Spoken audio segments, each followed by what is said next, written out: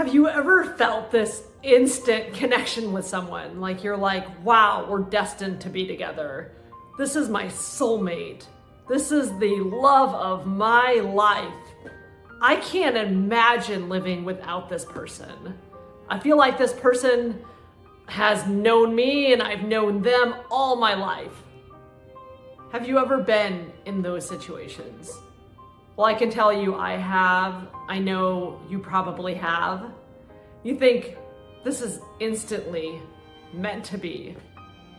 Then you get into your very first fight. You feel dismissed, gaslighted, not acknowledged. You feel like they ruined your Christmas or whatever day that's important to you. Then you break up. Then what do? You get back on the dating apps or put yourself out there, meet someone else, and then end up breaking up again. And each person that you meet is a mirror of your parent or your caregiver or that person that did not meet your needs. That's who you're dating and who you're eventually going to marry if you're not careful. I was almost married to my dad. True story.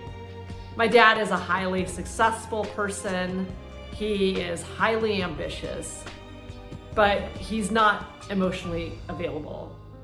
And what I mean is he's physically present, at least now in my life, very physically present. But in terms of having intimate conversations, having conversations that really matter about what's going on with me, what's going on with him, it's not going to happen. I used to seek his validation all the time, chase after what I couldn't get. I wanted him to see me and to acknowledge me and to validate me. I could never get that from him. I ended up chasing men just like him. I was engaged to one just like him.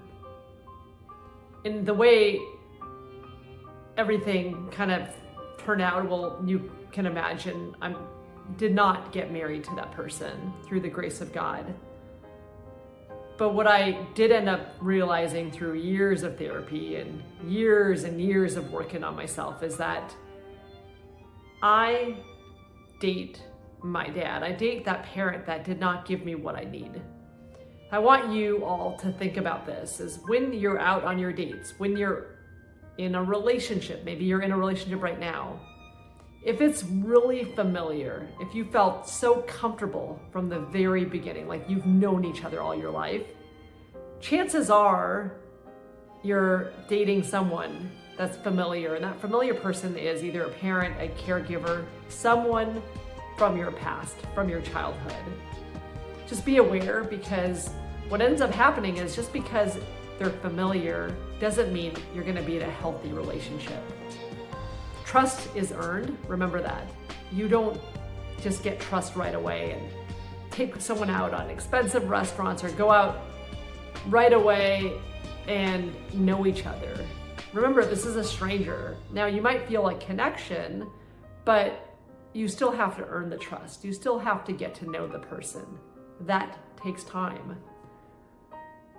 I know I've done a lot of the healing work, because I'm not here bragging, but after all the years of therapy and years in recovery, I just got back from a trip in Sedona. I was with my mom, with my dad. My mom's done the healing work, but my dad hasn't. I can tell you, I was 5 days with them and I never got triggered. I never had a moment where I had to leave the room. I was able to use my voice. I was able to enjoy my serenity, peace, even if I felt frustrated with my dad, disappointed, even at times surprised. I never felt this, oh my God, I need to leave the room, or I never felt that my trip is ruined. I felt serenity the entire time I was in Sedona. Now, Sedona is gorgeous, I take that, but even with family, you all know what I'm talking about.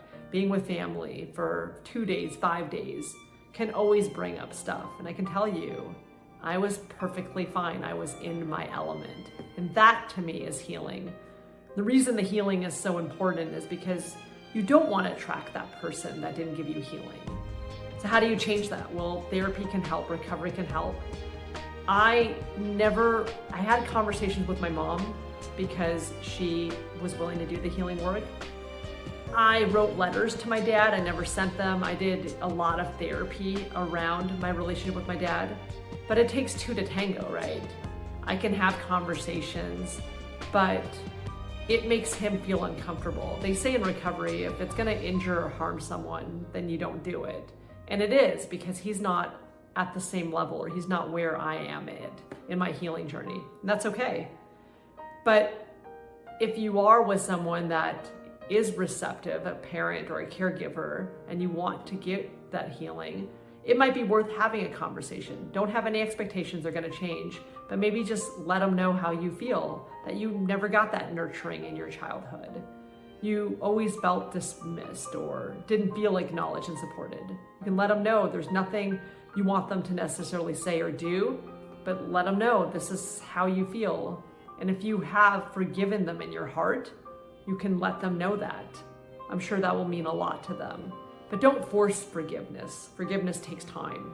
I definitely have forgiven my dad, but it took years and it took separation. I had spent about almost 2 years away from my parents to gain that worth feeling, to gain that self-esteem for myself and to really get to know myself.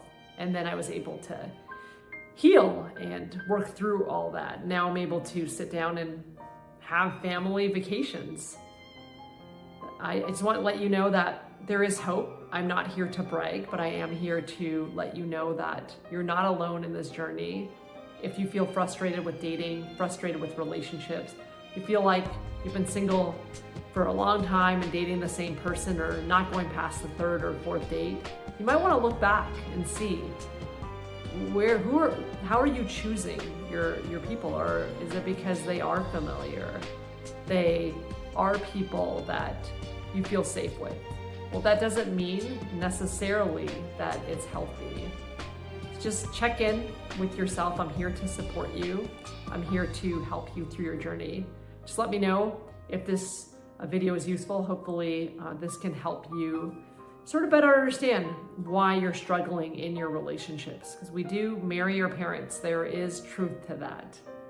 Even if you were in a relationship with, let's just say, an alcoholic and your parent isn't an alcoholic, it doesn't mean that you still weren't in a relationship with your parent. What it means is that your parent has other emotionally unavailable qualities. They might not be an alcoholic, but they may not have ever been really available to you.